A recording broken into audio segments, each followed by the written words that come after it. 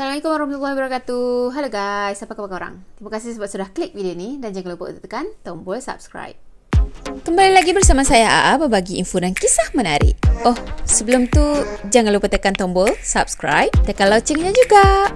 Okay, seperti yang saya janjikan, video kali ini kita akan sambung cerita video yang lepas. Cerita si D'Angelo ni. Tapi sebelum tu saya nak bagi tahu korang, kalau korang belum dapatkan Chocoja Viral ni, korang kena dapatkan produk ni dulu. Jadi untuk produk ni, diorang ada 4 perisa tau. Diorang ada Pure Milo, diorang ada Dark Oreo, lepas tu diorang ada yang strawberry macam ni, dan diorang ada White Oreo. Jadi untuk korang yang tak suka manis tu, inilah dessert untuk korang. So kalau korang nak dapatkan produk ni, korang boleh pergi ke ruang description dekat bawah. Saya akan tinggalkan contact number dekat bawah, contact information dekat bawah. Dan kita juga ada produk It's Me Mr. Kudap. Jadi untuk It's Me Mr. Kudap ni, diorang ada 3 produk tau. Diorang ada dry vegetable, dry fruit dan juga salted egg fish skin. Fish skin ni diorang guna Dory skin. Dory skin. Jadi ini dry fruit. Korang tengok. Macam-macam ada kan, nampak tak? Cadang. Lepas tu dia ada dry fruit. Dry fruit pun macam-macam fruit ada, korang tengok. Nampak? Dia tak? Okay, salted egg fish skin ni ialah skin je lah.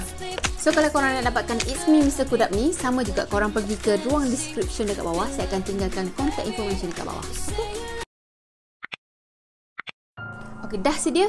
Jom kita mula. Pada 6 Januari 1978 tu, dia pergi telefon perkhidmatan kaunseling dan dia beritahu yang dia ada masalah. Dia cakap macam ni. Saya menghadapi masalah sekarang ni. Saya memerlukan pertolongan dan saya tak nak buat kerja ni lagi. Lepas habis je ayat dia tadi, pemanggil tu cakap lagi. Saya tahu kamu tengah pesan panggilan ni. Lepas tu dia letakkan telefon. Pada Oktober 1978 hingga Julai 1979 tu, serangan mula berpindah ke Contra Costa Country. Lepas kes rogol yang dia buat pada 5 Julai 1979, D'Angelo mula berpindah ke California Selatan. Lepas tu dia mula membunuh mangsa-mangsa dia yang lain. Kali pertama dia menyerang di Santa Barbara Country adalah pada bulan Oktober. Lepas tu serangan tu berlanjutan sehingga tahun 1981. Jadi katanya mangsa pertama je yang berjaya melarikan diri. Yang lain semuanya dibunuh. Itu pun mangsa pertama dia tu sempat memberi amaran kepada jiran dia. Tapi mangsa-mangsa yang lain dia akan bunuh dengan pistol ataupun bunuh dengan pemukul berduri. Ada pemukul yang macam orang zaman-zaman dulu guna tu, tapi dia macam ada letak paku-paku ke benda tu kan. Macam gitulah. Okey, cerita detail mangsa pertama dia ni macam ni. Pada 1 Oktober 1979, seorang penceroboh pecah masuk ke rumah Golita dan ikat mereka. Masa tu Golita ni sempat tekan suis alarm rumah dia tau. Lepas tu alarm rumah tu berbunyi. Katanya masa tu Golita ni sempat dengar yang D'Angelo tadi bercakap dengan diri dia sendiri. Dia cakap, aku akan bunuh mereka sendiri. Macam tu. Jadi masa tu pasangan Golita ni cuba untuk melarikan diri tau. Cuba untuk selamatkan diri. Dan bila dia dapat keluar daripada bilik tadi, wanita tadi terus menjerit. Masa itulah D'Angelo ni baru perasan yang penggera rumah tu berbunyi tau. Padahal daripada awal lagi penggera tu dah bunyi dah tiong-tiong-tiong macam tu kan. Tapi dia tak perasan, punyalah khusyuk dia bercakap dengan diri dia sendiri tu. Masa D'Angelo ni perasan yang penggera tu tengah bunyi masa tu, barulah dia melarikan diri guna basikal. Tiba-tiba teringat cerita P. Ramlee jadi penyamun. Pakai basikal je, cool je kan.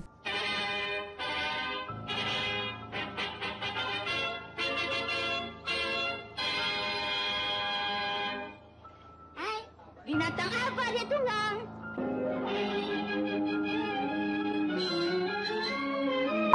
Dia tengok keadaannya macam gitu dan dia tengok D'Angelo tadi cuba melarikan diri. Lepas tu dia pergi kejar. So D'Angelo ni buang basikal dia dan juga pisau yang dia bawa masa tu. Lepas tu dia melarikan diri dekat halaman belakang kawasan perumahan tu.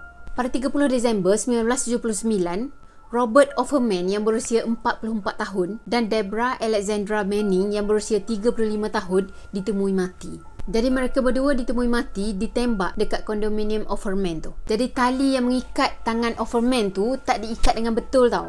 Jadi polis ni percaya yang Offerman masa tu struggle cuba untuk melawan penyerang dia. Jadi bila perlawanan tu berlaku, masa tu jugalah jiran Offerman tadi dengar tembakan dilepaskan. Lepas tu pihak polis ni jumpa tapak kaki anjing yang besar sangat. Yang mana polis ni percaya pembunuh tu bawa anjing pada hari tu. Lepas tu D'Angelo ni pecah masuk ke kediaman sebelah yang kosong masa tu untuk curi basikal dan lari daripada tempat tu. Jadi serangan pasangan Golita yang berjaya selamatkan diri tadi dikaitkan dengan pembunuhan Offerman ni. Sebab mereka jumpa kesan tapak kasut dan juga benang besar yang digunakan untuk ikat mangsa dia.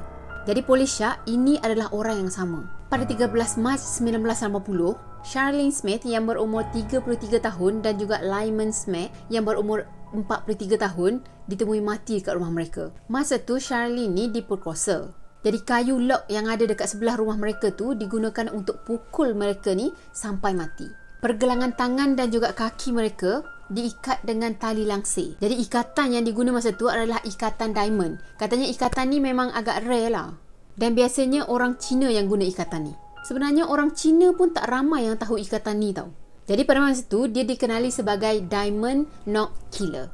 Pada 19 Ogos 1980, Keith Eli Harrington yang berusia 24 tahun dan juga Patrice Briscoe Harrington yang berusia 27 tahun. Mereka ditemui mati dekat rumah mereka di Dana Point. Jadi Patrice tadi juga diperkosa dan pergelangan tangan dan juga kaki mereka diikat. Tapi tak ada senjata pembunuhan yang dijumpai dekat kawasan kejadian. Jadi Harrington ni sebenarnya dia orang baru je kahwin. Dia orang baru kahwin 3 bulan tau. Patrice ni dia bekerja sebagai jururawat di Irvine. Dan Keith pula dia adalah seorang pelajar perubatan di UC Irvine. Lepas tu abang kepada Keith ni iaitu Bruce, dia menghabiskan sebanyak 2 juta. Dia menyokong California Proposition 69 untuk membenarkan pengumpulan DNA daripada semua penjahat yang ada dekat California. Bukan tu je, dia kumpulkan juga DNA daripada penjenayah-penjenayah yang lain untuk cari tahu siapa yang bunuh adik dia tu. Pada 6 Februari 1981, Manuela Wittun yang berusia 28 tahun ditemui diperkosa dan juga dibunuh dekat rumah dia. Walaupun badan Manuela ni mempunyai tanda-tanda yang dia tu diikat sebelum dia didera dengan blue gun, tapi senjata pembunuhan tu tak dijumpai dekat tempat kejadian. Jadi sebenarnya Manuela ni dah berkahwin, tapi masa tu suami dia tak ada kat rumah sebab suami dia dirawat dekat hospital. Katanya televisyen Manuela ni ada dekat belakang rumah Manuela tu. Kononnya dia nak buat macam dia nak merompak rumah tu, tapi gagal dan dia terpaksa bunuh orang tu. Pada 27 Julai 1981, Sherry Domingo yang berusia 35 tahun dan Gregory Sanchez yang berumur 27 tahun menjadi mangsa pembunuhan original Night Stalker yang ke-10 dan juga yang ke-11. Jadi kedua-dua mereka diserang dekat kediaman mereka kat rumah mereka di Goleta. Jadi sebenarnya tempat ni beberapa blok je daripada kondominium of a man tadi. Jadi katanya masa tu D'Angelo ni masuk ke rumah Sherry tu melalui tingkap bilik air yang kecil tu, yang ke atas tu. Muat pula dia nak masuk ikut situ kan. Jadi masa tu Gregory ni tak sempat diikat tau. Mungkin dia perasan dululah yang ada penceroboh masuk ke rumah dia kan. Jadi masa tu dia ditembak dan cedera dekat pipi. Lepas tu dia dipukul dengan alat kebun sampai mati. Jadi ada yang percaya mungkin Gregory tu dia tahu yang dia tengah berurusan dengan orang yang bertanggungjawab dengan kematian of a man tadi. Jadi secara tak langsung dia berusaha untuk tewaskan si penceroboh ni. Tapi akhirnya dia tewas juga dan terima nasib yang sama dengan of a man tadi. Masa tembakan tu dilepaskan, tak ada respon tau daripada jiran-jiran dia. Heranlah juga. Jadi kepala Gregory tadi dia tutupkan dengan pakaian yang dia ambil daripada almari. Jadi Sherry ni pula dia ikat pergelangan tangan dan juga kaki. Dia rogol dan juga didera Sherry ni. Lepas tu dia bunuh Sherry tu. Jadi tali dekat pergelangan kaki dan juga tangan si Sherry ni tak ada kat tempat kejadian tau. Tapi pihak polis ada jumpa helaian benang dekat sebelah katil Sherry tu. Lepas tu ada juga helaian-helaian benang yang polis tak tahu daripada mana sumbernya. Dan benang-benang tu semua ada dekat mayat mangsa tu. Jadi daripada helaian benang tu, polis siasat lebih dalam lagi. Dan pihak berkuasa dipercaya yang penyerang tu pernah bekerja sebagai pelukis. Atau dalam pekerjaan yang berkaitan lah dekat Hilarial Shopping Centre. Jadi sebab lepas beberapa dekad pun dia memang tak pernah ditangkap, dia dikenali sebagai Night Stalker dekat daerah tu. Tapi tak lama lepas tu gelaran dia ditukar sebagai Night Stalker. Tu pun selepas pembunuh bersiri Richard Ramirez ditangkap pada 13 Ogos 1985. Yang mana Richard Ramirez ni dah digelar sebagai Night Stalker masa tu. Jadi tak bolehlah gelaran yang sama kan. Nanti keliru pula polis ni nak tangkap siapa ni, siapa yang orang ni kan, siapa gelaran ni yang sebenar, siapa yang buat jenayah yang sebenar kan. Okey, pada tahun 1982, seorang mangsa yang sebelum ni jadi mangsa rogol si D'Angelo ni, dia terima panggilan daripada seorang lelaki tau. Masa tu dia kerja dekat restoran. Jadi dia terima panggilan tu dekat tempat kerja dia lah. Jadi lelaki ni telefon hanya untuk bagi ancaman yang dia cakap, Aku akan rogol kau lagi. Jadi lepas mangsa ni buat pelaporan polis percaya yang perogol tu sebenarnya dah pernah sampai dah dekat restoran tu. Pada 4 Mei 1986, Janelle Lisa Cruz yang berumur 18 tahun ditemui mati dekat rumah dia. Dan masa tu keadaan dia sama juga, diperkosa dan juga dipukul dengan blue gun sehingga mati. Katanya keluarga dia masa tu bercuti dekat Mexico. Jadi tak ada orang lah dekat rumah dia. Dia memang duduk sorang-sorang masa tu. Katanya sepanah pipe milik bapa Terry Crews tu dilaporkan hilang dan dianggap sebagai senjata pembunuhan masa tu. Pada tahun 1991, seorang lagi mangsa yang lain pula terima panggilan telefon daripada Progol tadi. Masa tu, mangsa ni dengan Progol ni, dia bercakap selama 1 minit tau. Dan dalam masa 1 minit tu, mangsa ni dengar yang ada suara kanak-kanak dekat belakang. Masa tu adalah spekulasi yang timbul yang mengatakan Progol ni sebenarnya ada family. Jadi panggilan dia yang terakhir adalah pada tahun 2001, iaitu pada 6 April 2001. Sebenarnya panggilan ni dibuat sehari selepas sebuah artikel di Sacramento Bee yang mengaitkan original Night Stalker dengan East Area Rapist. Jadi masa tu seorang mangsa pemerkosaan ni terima panggilan telefon daripada D'Angelo. Dia tanya, Ingat ketika kita bermain?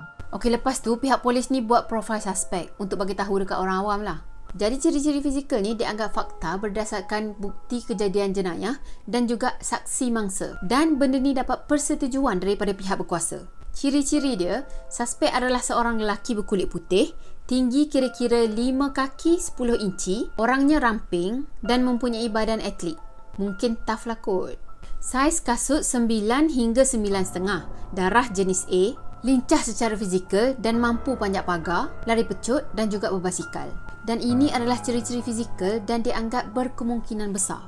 Sebab sebilangan kecil mangsa-mangsa ni menggambarkan pelaku yang berbeza. Dan satu lagi fakta yang mereka buat adalah umur pelaku ni adalah 18 hingga 25 tahun. Masa pemerkosaan yang berlaku pada tahun 1976 tu. Jadi menurut Jabatan Sheriff Sacramento County, serpihan cat mikroskopik dijumpa pada 3 tempat kejadian. 2 tempat pembunuhan dan 1 lagi tempat pemerkosaan. Jadi bukti ni menunjukkan mungkin Golden State Killer tu bekerja dalam bidang pembinaan. Dan berkemungkinan besar yang dia menggunakan senapang cat tu dalam kerja-kerja harian dia. Dan sebenarnya ada kerja-kerja pembinaan yang sedang dijalankan berhampiran tempat pembunuhan Golita pada tahun 1979. Pada tahun 2013, pegawai penyiasat ni ada menghubungi pemaju untuk mengenal pasti subkontraktor yang bekerja di lokasi dan dapatkan rekod pekerjaan mereka. Jadi macam saya cakap tadi, nama gelaran dia tu banyak sangat kan? Pada Jun 2016 tu, pihak berkuasa ni secara rasminya menghubungkan original Night Stalker dengan East Area Rapist pada tahun 2001 tu. Lepas tu masa tu dia orang cuba untuk kaitkan dengan kes Golita juga. Jadi masa tu semua gelaran penjenayah yang besar-besar tu kan, yang gunakan modus operandi yang sama, dia orang kaitkan. Sebab nak tengok kebarangkalian itu adalah orang yang sama. Jadi pada 15 Jun 2016, FBI mengeluarkan maklumat lanjut yang berkaitan dengan kes jenayah tu.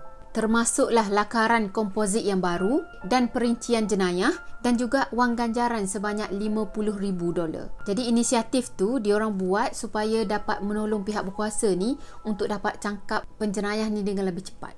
Dan benda tu sebenarnya merangkumi pangkalan data nasional juga tau. Akhirnya dengan menggunakan genetik genealogi dan juga DNA profiling atau DNA testing untuk tahu salah-silah keturunan. Jadi diorang gunakan benda tu untuk tahu hubungan antara si A dengan si B, si B dengan si C, si A dengan si C. Macam itulah. Jadi masa tu pihak polis ni menggunakan kaedah ni melalui GetMatch, iaitu satu software untuk comparekan DNA data file. Jadi masa tu pasukan penyiasat ni dapat kenal pasti saudara mara D'Angelo yang jauh-jauh tu, yang mana ada possibility dengan DNA yang diorang jumpa pada masa mangsa tadi. Kiranya dia ambil DNA yang ada pada mangsa tadi, lepas tu dia check pakai binalah tu, pakai GetMatch tu, dan DNA tu akan keluar possibility dengan orang ni berapa persen, possibility dengan orang ni berapa persen, macam tu. So lagi banyak persen dia, lagi dekatlah hubungan antara orang tu dengan penjenayah ni kan. Jadi masa ni pihak polis ni buat kira-kira tau. Dia orang buat 25 family tree. Lepas tu dia orang semak satu-satu keluarga D'Angelo ni dengan bukti DNA tadi. Jadi family tree yang link kepada D'Angelo ni ada 1,000 orang tau. Okey, lepas beberapa bulan, penyiasat ni guna kaedah lain pula. Sebab tadi dia orang dah ada 1,000 orang tu kan. Lepas tu macam mana dia nak eliminate satu-satu tu, dia guna faktor umur, faktor jantina dan juga tempat kediaman untuk padankan dengan suspek. Jadi lepas buat saringan, satu-satu dia orang buang kan. Kiranya tak padan lah dengan suspek. Sampailah last kali nama D'Angelo je yang tinggal.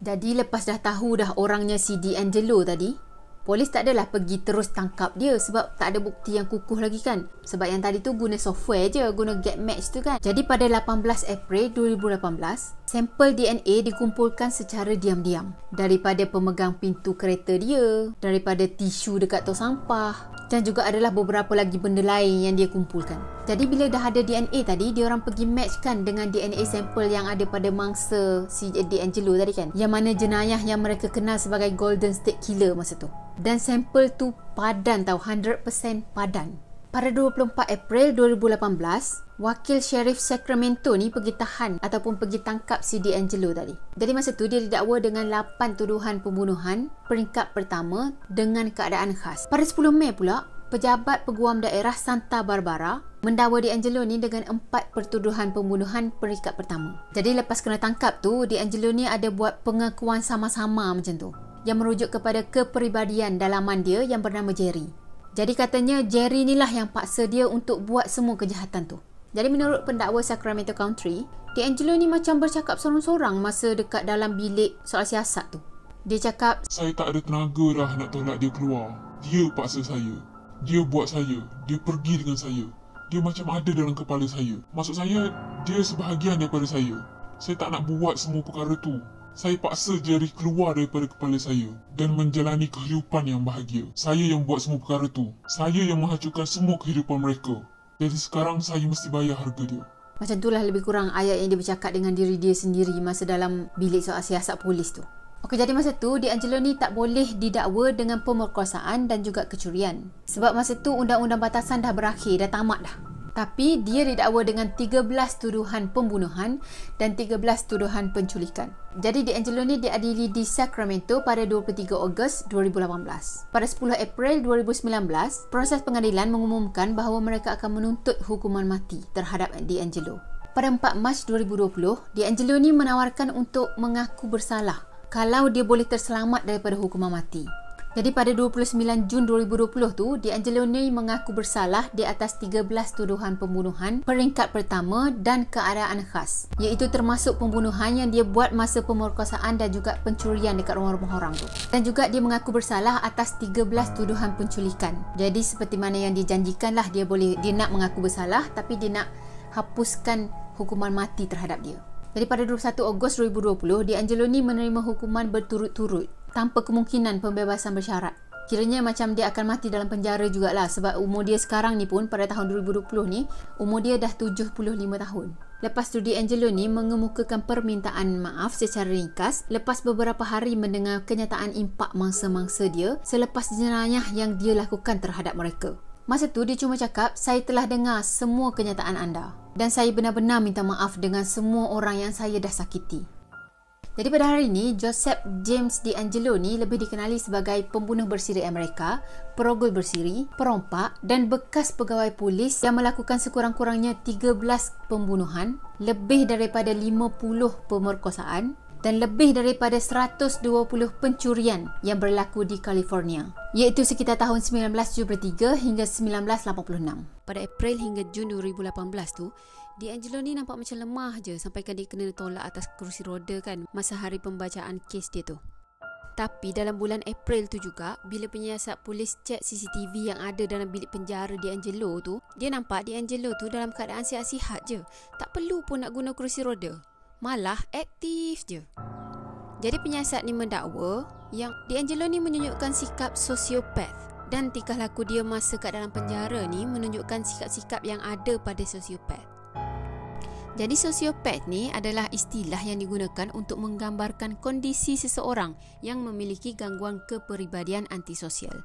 Orang yang ada sosiopat ni, dia suka conquer orang lain tau. Dia suka menipu dan dia akan buat apa je untuk kepentingan diri dia sendiri.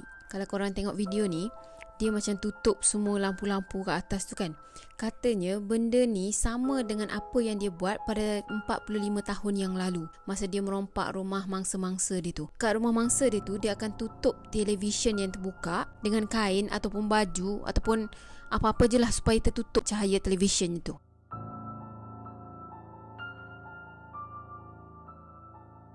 Jadi pegawai penyiasat polis ni mendakwa tingkah laku Angelo yang ini menunjukkan ketajaman mental, ketangkasan dan kemampuannya untuk menipu atau berusaha untuk menipu seluruh negara, yang supaya orang percaya bahawa dia adalah seorang orang tua yang lemah.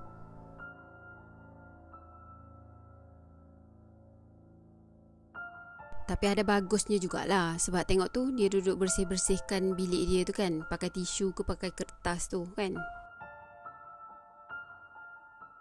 Jadi dia juga dikenali sebagai pengejek polis dan mengancam kedua-dua mangsa dia dalam panggilan telefon lucah. The end. Okey, highlight untuk cerita kali ni, jangan dekatkan diri kita dengan sebarang kejahatan sekalipun. Sebab mula-mula kita memang akan buat sekecil-kecil kejahatan kan. Tapi lama-lama kita akan upgrade benda tu, akan buat kejahatan yang lebih besar lagi. Macam orang selalu cakap lah, mula-mula menipu, lepas tu mencuri kan. Macam kes D'Angelo ni, asal sebenarnya kan dia polis. Lepas tu dengan dia keadaan status polis tadi pun, dia pergi merompak kedai runcit. Bukan merompak, lebih tepatnya mencuri dekat kedai runcit tu. Lepas tu dia kena buang kerja. Lepas tu dia jadi merompak rumah-rumah orang tadi kan. Merompak rumah orang tadi pun tak ambil duit kertas, tak ambil barang-barang yang berharga, tapi ambil duit shilling je. Lepas tu ambil barang-barang peribadi macam seluar dalam ke, baju dalam ke, macam gitulah. Kat situ dah nampak dah dia memang ke arah situ kan. Lepas tu daripada merompak je tadi, upgrade sikit. Merompak lepas tu merogol sekali. Lepas tu upgrade banyak lagi. Merompak, merogol, membunuh. Sebab itulah kita tak boleh, jangan sesekali berkawan dengan mana-mana jenis kejahatan sekalipun. Okey, saya rasa sampai di sini dulu untuk video kali ni. Pesanan terakhir, kalau korang belum dapatkan produk-produk yang ada kat belakang ni, korang boleh pergi ke ruang description kat bawah dan order dekat sana. Terima kasih untuk korang yang dah tonton video ni sampai ke saat ni. Dan maaf kalau ada yang terkurang daripada saya. Maaf juga kalau ada saya menyentuh sensitiviti setengah individu. So, marilah sama-sama kita memotivasikan diri kita untuk jadi orang yang lebih baik lagi. So, macam biasa, kalau korang suka video ni, korang jangan lupa tekan tombol like, comment, share dan juga subscribe. Jumpa lagi di next video. Bye-bye. Assalamualaikum warahmatullahi wabarakatuh. Bye-bye.